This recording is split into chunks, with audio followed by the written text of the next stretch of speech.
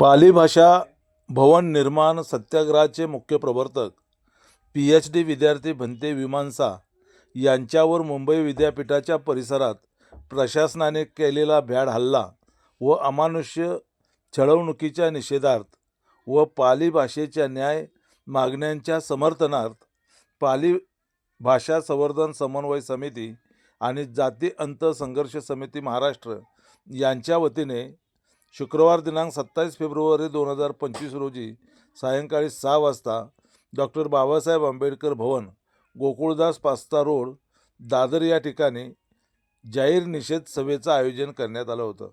या सभेला डॉक्टर बाबासाहेब आंबेडकरांचे नातू, भारतीय बौद्ध महासभेचे राष्ट्रीय कार्याध्यक्ष आणि ट्रस्टी डॉक्टर भीमराव यशवंतराव आंबेडकर, ज्येष्ठ साहित्यिक आणि विचारवंत अर्जुन डांगळे, कॉम्रेड शैलेंद्र कांबळे, कॉम्रेड सुबोध मोरे यांच्यासह अनेक मान्यवर या बैठकीला उपस्थित होते. या बैठकीमध्ये ज्येष्ठ साहित्यिक आणि विचारवंत अर्जुन डांगळे काय म्हणाले ते आपण या व्हिडिओत पाहू. तथागत सिद्धार्थ गौतम, क्रांतीवीर फुले, डॉक्टर बाबासाहेब आंबेडकर यांच्या क्रांतिकारी विचारांना प्रथम अभिवादन करतो. वेळ बराच झालेला आहे, त्याच्यामुळे काही मुद्द्यांना मी स्पर्श करणार आहे. पाली भाषा संवर्धन समिती म्हणजे जाती अंताची जी समिती आहे त्याच्या वतीने मुंबई विद्यापीठातून जो भंतेजीवर हल्ला झाला त्याचा निषेध करण्यासाठी आणि त्याला जी वागणूक दिली निषेध करण्यासाठी कॉम्रेड शैलेंद्र मोरे, सुबोध मोरे आणि शैलेंद्र कांबळे, शैलेंद्र मोरे आपले पुण्याचे त्याचं नेहमी नाव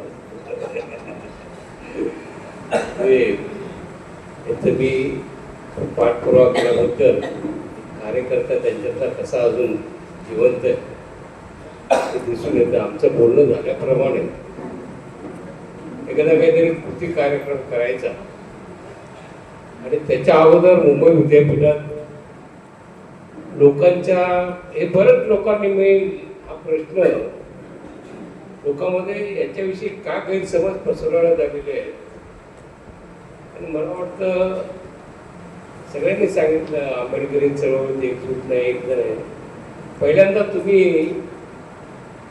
अशी जी अफवा पसरवतात वगैरे आंबेडकरी चळवळीचे दलाल निर्माण झालेले आहेत त्या दलालांना प्रथम तुम्ही नष्ट करा. कारण चळवळीत एखादा जनतेच्या बाजूने आणि इथल्या सत्ताधाऱ्यांना विशेषतः प्रस्थापितांना धक्का लागेल असे काही चळवळीत प्रश्न निर्माण झाले की त्यांच्याविषयी गैरसमज पसरवण्याचं काम हे लोक करत असतात आणि भंतेजीच्या बाबतीत देखील हा प्रचार झालेला. ठीक आहे, भंतेजीने काही थोड्या उत्साहाच्या भरात त्यांच्यातला जो कार्यकर्ता होता त्याच्यातून काही भूमिका घेतल्या असतील आणि हे लक्षात ठेवा, हा केवळ भंतेजीवर आणि संबंध पाली भाषिका विद्यार्थ्यावर हल्ला नाही, हा तुमच्या आंबेडकरी चळवळीच्या अस्मितेवर हल्ला आहे. हा हल्ला आपल्या अस्मितेवर आहे. ही टेस्ट केस आहे. समजा उद्या येणार, बाबासाहेबांनी सांगितलं होतं ही काय भानगड आहे नेमकी. बाबासाहेबांचं रेव्होल्युशन आणि काउंटर रेव्होल्युशन हा निबंध वाचला असेल, क्रांती आणि प्रतिक्रांती.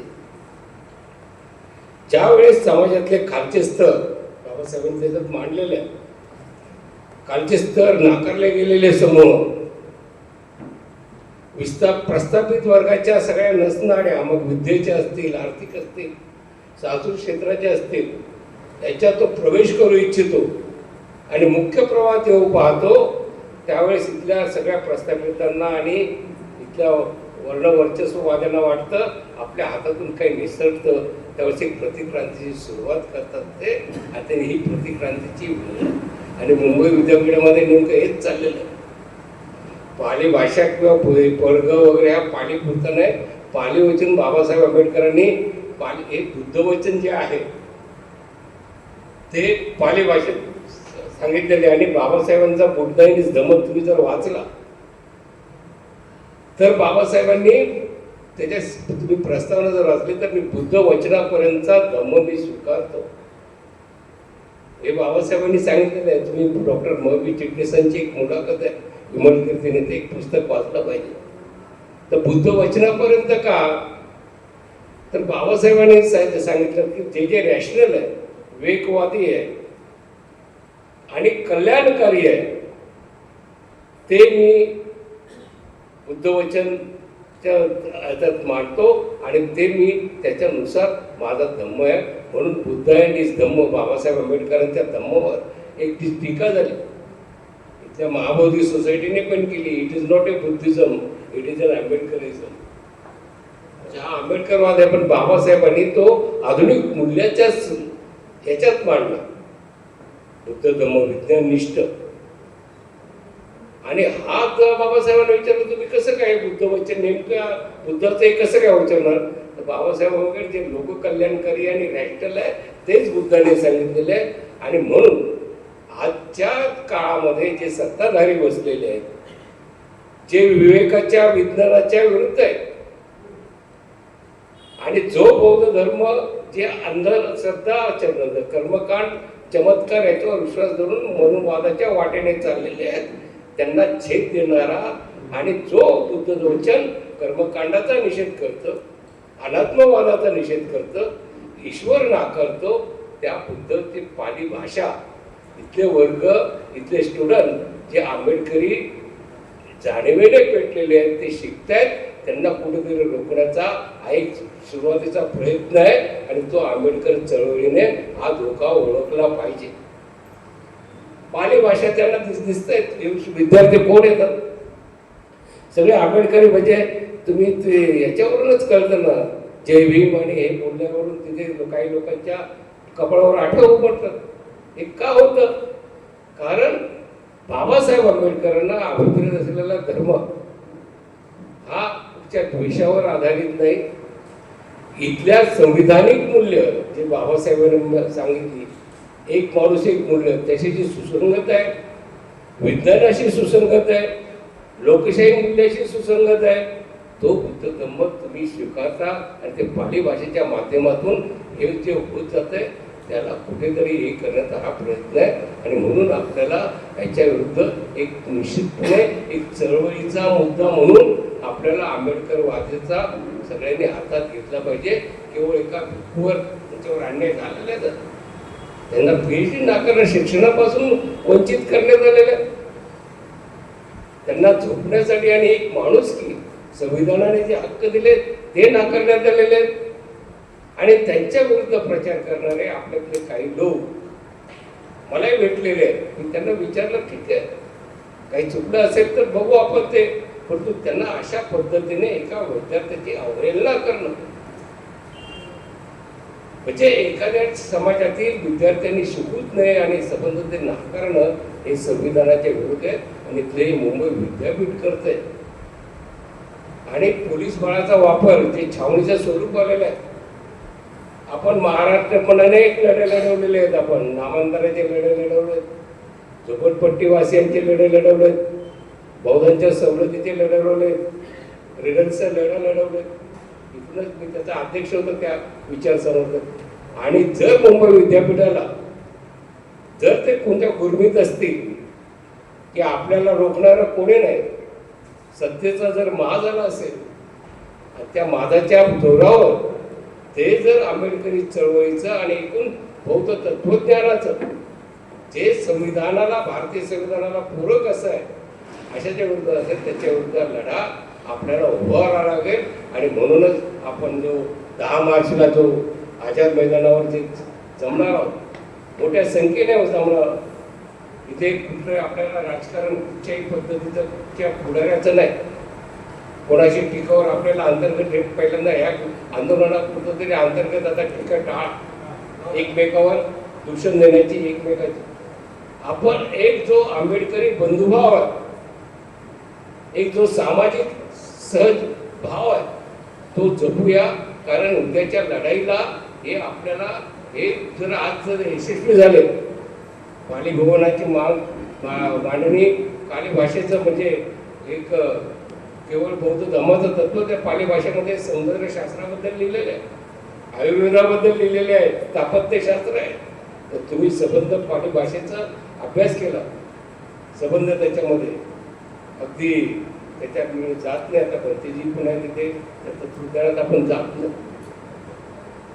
परंतु बुद्धाने सांगितलेला जो मार्ग, समतेचा मार्ग, आणि तो मार्ग जर इथल्या मुंबई विद्यापीठ जो जगामध्ये इथे सांगतात त्यांचे मंत्री वगैरे लोक इथून सांगता गेले की इथे लाज वाटायला पाहिजे मुंबईत एवढे.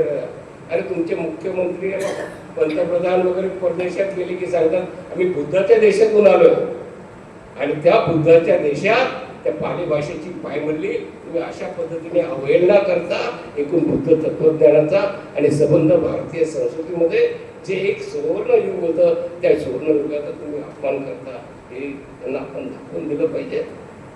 मुंबई विद्यापीठात जे कोण सांगितलं ते कुलगुरू वगैरे आहेत ते सगळे मला माहिती आहेत. ते सगळे आपण त्यांना एक संविधानिक आणि लोकशाही मार्गाने आपण पहिल्यांदा एक स्टेप बाय स्टेप इथल्या विधानसभेत आपले जे आमदार आहेत, इथल्या जे आपल्या समविचारी संघटना आहेत, जसे पुटूच्या चंद्रशेखर कुलकर्णी आलेले आहेत, अनेक आपल्या समविचारी ज्या संघटना आहेत, ज्या धार्मिक द्वेषावर आपलं राजकारण करत नाही, समाजातलं सहजीवन, सामाजिक शांतता आणि भारतीय संविधानिक मूल्य जे जपतात, अशा सगळ्या संघटना घेऊन आपल्याला हे पुढे जायचंय. आपण ह्या 10 तारखेचा सुरुवात आहे. 10 तारखेची पोलिसांचे किती गराडे, किती पोलीस ठेवतील तिथे, आणि युनिव्हर्सिटीच्या किती दरवाज्यावर पोलीस ठेवतील ते. आंबेडकरी चळवळ ही मला वाटतं त्यांनी बरेच दिवस आपण सुस्त बसलेलो आहोत, आणि आपल्याला पुढच्या पिढीला आम्ही नेहमी सांगतोय, त्या दिवशी पण सांगितलं होतं, आपल्याला बाबासाहेब आंबेडकर आणि त्यांचं तत्वज्ञान हे पुढच्या पिढीच्या हातात कसं सोपवायचं आहे.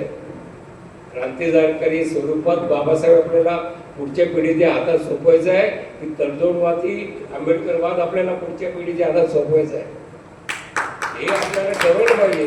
आणि ही आपली जबाबदारी आहे. आपण सगळे इथे बसलेलो, तुम्ही इथे, ही पिढी आणि पुढची येणारी पिढी, याच्यातला आपण धो आहोत. आणि आपण जर बाबासाहेब आंबेडकर नीट स्वरूपात पुढे पुढे आपले सगळे जे आदर्श असतील ते जर क्रांतिकारी स्वरूपात आणि एका विचाराने झपाटलेल्या स्वरूपात सोपवले नाही, तर पुढची पिढी, येणारी पिढी आपल्याला क्षमा करणार नाही. पॅन्थरचा जन्म याच्यातूनच झाला होता. आमच्या अगोदरच्या पिढीने एक तडजोडवाडी आणि संबंध, एक जे अन्याय अत्याचाराच्या पार्श्वभूमीवर जी मरगळ आली होती, ती मरगळ पॅन्थरचं झालं 2-2.5 वर्षात घट पाहिजे. पण पॅन्थरने जी ऊर्जा निर्माण केलेली आहे ती आंबेडकरी चळवळीत अजून कायम आहे, आणि आपल्याला ती ऊर्जा जागवायची. हे भागाभागात जाऊन सांगा तरुण कार्यकर्त्यांनी, आणि आपण त्याचा कशा पद्धतीने नियोजन करायचं हे आपण बसून ठरवूया. 10 तारखेच्या ह्याच्यात हे घ्या. आपण सगळे पुढाकार घेऊन याची निषेध सभा आयोजित केली. आपण सगळे त्यांच्याबरोबर भंतेजी बरोबर जे राहिले सगळे इथले संवर्धक समितीचे मॅडम वगैरे त्यांचंही देखील आपण त्यांच्या पाठीशी आणि त्यांच्याबरोबर राहिलं पाहिजे. कारण हा व्यक्तिगत प्रश्न नाही आहे, हा आंबेडकरी चळवळीच्या भवितव्याचा आणि अस्मितेचा प्रश्न आहे. आपण तो केला पाहिजे, आणि पुढच्या लढ्यात आपण सगळ्यांनी सजग आणि सक्रिय झालं पाहिजे असं आवाहन करून मी आपले 2 शब्द संपवतो. जय भीम, जय. आता थोडक्यात फक्त आता वेळ खूप झालेला आहे, अधिक बोलणार नाही. अध्यक्ष समारोप एक सभेचा एक हे असून करणार आहे. माझ्या या आजच्या सभेमध्ये अनेक संतोष अंगोळेपासून ते मोले मॅडमपासून आणि बाकी भीमरावजी आंबेडकर, चंद्रशेखर कुलकर्णी, आणि आता शैलेंद्र कांबळे, आणि आता डांगळेंनी सांगितलं, डांगळेंनी अगदी योग्य याच्यावर त्यांनी मांडणी केलेली आहे की हा केवळ एका जनतेवरचा अन्यायाचा अत्याचाराचा मुद्दा नाही आहे, तर एकूण एकूणच वैचारिक हल्ला आपण बघतो की देशामध्ये आज जे राजकारण चाललेलं आहे, जे धर्मांतर राजकारण चालू आहे, त्या धर्मांतर राजकारणाशी संबंधितच हा मुद्दा आहे आणि हे आपण लक्षात ठेवण्याची गरज आहे. पाली भाषेला विरोध हा केवळ पाली भाषा भावनाला विरोध नाही आहे, तर जो विवेकवादी विचार, जो सत्तावादी विचार, जी मूल्य, जी संविधानिक मूल्य या भाषेतून, या वाङ्मयातून, या बौद्ध वाङ्मयातून घेतात, तर त्याच्यावरचा हा हल्ला आहे. आणि त्यासाठी मगाशी आज आम्ही सकाळी शैलेंद्र कांबळे, मी, नंतर चंद्रशेखर कुलकर्णी, बडोले साहेबांना घेऊन आम्ही जेव्हा भेटलो कांबळेंना, त्यांना आम्ही सांगत होतो की या विद्यापीठामध्ये अनेक भवन आहेत, संस्कृत भवन आहे, मराठी भाषा भवन आहेत, इतर वेगवेगळी सायकोलॉजी भवन आहेत, परंतु तुम्हाला पाली भाषेच्या भवनाला विरोध का, तर त्याला ते उत्तर देऊ शकले नाहीत. ते जाणीवपूर्वक, जसं आता इंद्रजित मोदींनी सांगितलं, बाकीच्यांनी पण सांगितलं की प्रस्ताव जो द्यायचा तो देत नाहीत आणि जाणीवपूर्वक चुकीच्या त्याला दिशा देण्याचं काम हे आता करतायत आणि त्याचा खरा म्हणजे त्यांना वैचारिक विरोध त्यांना आहे हे आपण लक्षात घेण्याची आज खूप गरज आहे. आणि आता जसं रांगळे म्हणाले की आपल्या समाजामध्ये दलाली करण्याचं काम अनेक लोक करत आहेत, ते विद्यापीठापासून ते चेंबूर, टिळकनगर, ते तुम्हाला माहिती आहेत कोण आहेत तिथले सगळे लोक हसायला लागलेले आहेत, कारण त्यांची दलालीसाठी ते प्रसिद्ध आहेत. ते त्याचं नाव न घेतलं की लोकांना कळतं की नाव राहुल घ्यायचं आणि प्रत्यक्ष व्यवहार हा कुठला करतात हे आपल्याला माहिती आहे. तर हे सगळे लोक जे आहेत हे बंद्यांना बदनाम करण्याचं आणि हे करण्याचं काम करतात आणि मग तिथल्या विद्यापीठासमोरचे जे आसपासचे जे काही विहार असतील त्या विहाराशी संबंधित जे लोक आहेत ते देखील तेच धंदे करत आहेत. मला असं वाटतं की आज जरी या सभेला आपली पहिलीच ही जाहीर सभा आपण घेतलेली आहे, परंतु पुढच्या या 10 तारखेला आपण ठरवतोय की 10 मार्चला सावित्रीबाई फुलेंचा देखील स्मृती दिवस आहे.